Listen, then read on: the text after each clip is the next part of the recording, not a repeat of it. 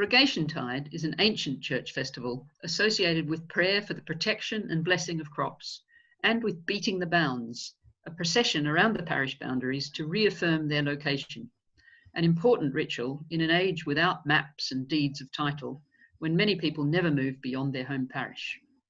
The word rogation means supplication, carrying the sense of asking, prayer, or entreaty. Today, when so many of us are far removed from the source and production of our food, and now physically removed from our parish, we are seeking new ways to engage with food systems that provide for us, and new understandings of our bounds, both our physical place and our sense of community. As we celebrate so mysteriously each week at the Eucharistic table, we are literally and completely one planetary body.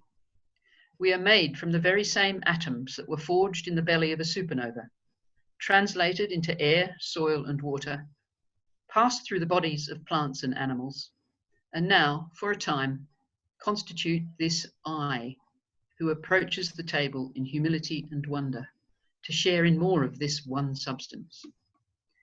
For the past 10,000 years, just a flicker of Earth time, we human manifestations of the one body have corralled much of the rest to feed ourselves. We name it agriculture, and it has required us to live in settled communities where we can tend our crops. These 10,000 settled years have promoted extraordinary cultural expressions: restriction of access to land, planet-wide disruption of ecosystems, and the flowering of monotheisms. Our religion is agricultural. Our metaphors and parables reflect pastoral themes and stewardship, cultivation, and the need for human-defined boundaries.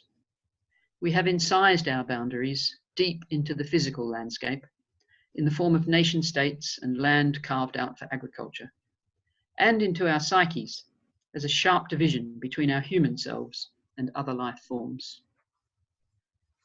Eating is an agricultural act, says farmer-poet Wendell Berry. Our eating has now destabilized the wild, unstewarded world, which regulates our climate and from which our agriculture emerges. So eating becomes an ecological act. And according to Ellen Davis, eating is practical theology because it gives us an opportunity to honor God with our bodies. Saying grace is being thankful for rocks, soil, water, and atmosphere. Through our Daily Bread project, we reflect on the sacredness of the earth, the material incarnation of God that so long preceded our own species' arrival. We reflect on the biblical themes of life, death, and resurrection made manifest in the rhythms of the natural world. We reflect on the bountiful fruits of the earth that nurture and sustain and delight our bodies and our beings. We reflect on the marvelous beauty of the earth, and we celebrate it with joy, wonder, and gratitude. We reflect on our connectedness with and dependence on the earth. We reflect on our prayer that each of us shall ourselves be granted our daily bread. And we reflect on our sacred duty not to trespass on the equal rights of others to have and enjoy their daily bread, whether because of our direct or indirect actions or through our inaction.